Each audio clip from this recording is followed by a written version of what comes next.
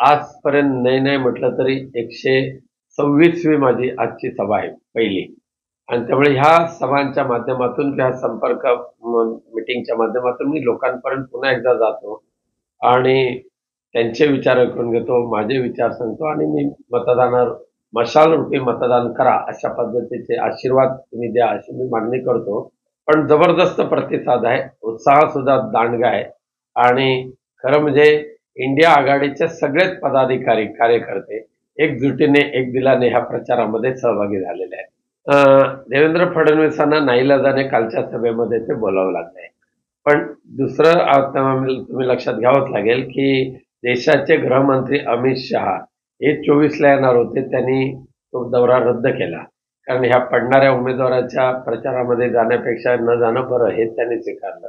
देवेंद्र फडणवीस उद्धवजी ठाकरेंच्या वचननाम्यावर टीका करत असताना उद्धवजी ठाकरेंच्या कारकिर्दीमध्ये महाराष्ट्रातल्या शेतकऱ्यांना मिळालेली थेट कर्जमुक्ती, कोकणामधल्या कोकणवाशांना SDRF NDRFच्या नियम डावलून त्याच्यापेक्षा जास्त दिलेली आर्थिक मदत तोक्ते आणि निसर्ग चक्रीवादळामध्ये, ह्याच्याबाबत त्यांना विसर पडला असेल. आज सिंधुदुर्ग सारख्या जिल्ह्यामध्ये शासकीय वैद्यकीय महाविद्यालय आणणं हे साधी गोष्ट नाहीये. एक नव्हे तर महाराष्ट्रामध्ये अशी 5 शासकीय वैद्यकीय महाविद्यालय उद्धवजींनी आणली आणि ज्या नारायण राणेंचा तुम्ही प्रचार करत होता त्यांनी स्वतःचं वैद्यकीय महाविद्यालय आणलं. पण त्याही पुढे जाऊन देवेंद्र फडणवीसांना मी एक प्रश्न विचारला होता, 2 प्रश्नाची उत्तर मागितली होती की गव्हर्नमेंट कॅथ लॅब जी गव्हर्नमेंटकडून आम्ही मंजूर करून घेतली होती या सिंधुदुर्ग जिल्ह्यासाठी, ती कॅथ लॅब केवळ आणि केवळ नारायण राणेंच्या हॉस्पिटलमधली कॅथ लॅब चालू राहिली पाहिजे, म्हणून शासकीय कॅथ लॅब तुम्ही सोलापूरला पाठवायचं पाप ज्याने केलं त्याला जाब का नाही विचारला? ह्या कोकणामध्ये कोणत्याही कोकणवासियांनी ग्रामपंचायतींनी मागणी न करताना सुद्धा तुम्ही सिडको प्राधिकरणाच्या माध्यमातून कोकण भूमी हडप का करताय ह्याची उत्तरं नाही दिले त्यांनी.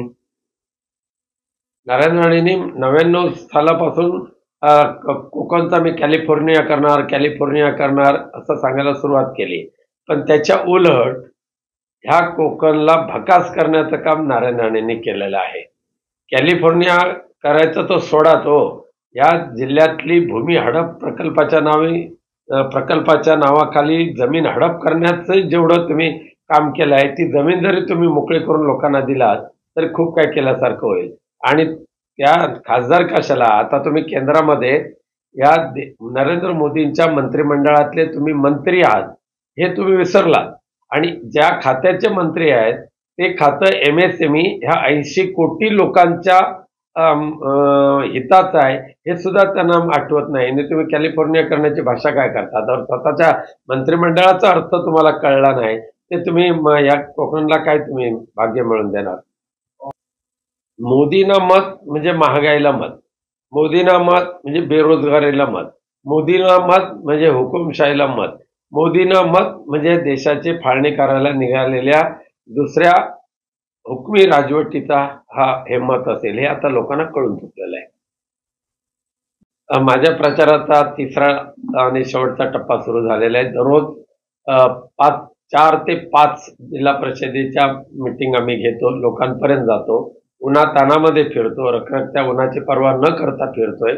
10 ते रात्री 2 पर्यंत हा माझा कामाचा वर्किंग आवर आहे. आणि म्हणून या प्रचारामध्ये आमचे स्थानिक इंडिया आघाडीचे सगळे नेते सहभागी झालेले आहेत. माननीय उद्धवजी ठाकरे, माननीय आदित्यजी ठाकरे यांच्या पण सभा आहेतच. इतर आघाडीच्या नेत्यांच्या अजून तारखा मिळालेल्या नाहीत, त्या मिळाले की सांगू तुम्हाला. रत्नागिरीकरांनी सुद्धा ठरवलेलं आहे ही म्हणजे खुनसी बॅग आपल्या जिल्ह्यामध्ये नको आहे, पण त्यांना वेशीच्या बाहेर रोखायचं त्यांनी ठरवलेलं आहे.